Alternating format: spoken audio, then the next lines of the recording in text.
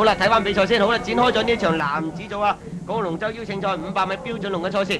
嗱，焦點就係放喺唯一支香港男嬰運動協會能唔能夠啊力抗就係我哋本地啊5支啊咁啊隊伍啊。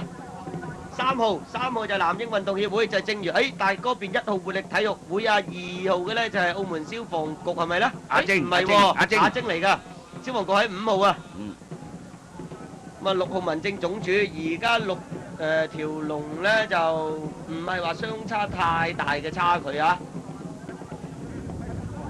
5號啊就係澳門消防局，澳門消防局有啊，隔離有民政總署。係啊。澳門消防局應該係唔錯嘅，睇嚟咧嚇呢個男嬰咧想贏呢個澳門隊咧就要先過呢一關啦我估計。而家其實嚟講咧6條龍咧都係咧拍住一齊嚟鬥嘅過咗一半啊！冇乜分邊一隊話着數啲，邊隊快啲，但係咧個勢咧澳門消防局咧好似係搶得好緊要啦咁同埋呢個活力體育會咧亦都唔錯嘅，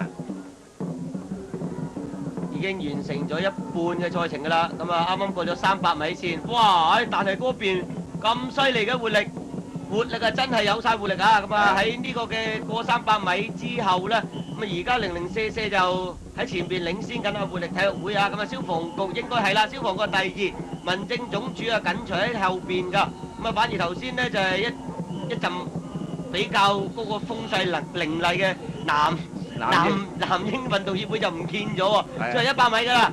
嗱，進入最後100米，澳門消防局喎，嗱而家領先就澳門消防局，隔離我哋睇唔到啊1號活力體育會點樣啊？1號活力體育會可唔可以上到嚟啦？翻到嚟終點啦，力奇應該贏啦！5、1、5、1、2、3，哇！2、3、4、6啊！5就係澳門消防局最後冠軍，1就係活力體育會啊亞軍，3號男嬰運動協會啊第3喎，係嘛？係啊，呢個應該4咧就係9號方仲，應該就係俾佢攞翻個第3啦。嗱，睇下嗱，消防局真係厲害啦消防局啊有主場添啦。係啦，活動咁啊呢個活力活力第嗱睇下先啦。哎呀，2號衝贏3號啊！2號衝贏喎，雅晶喎，好嘢喎。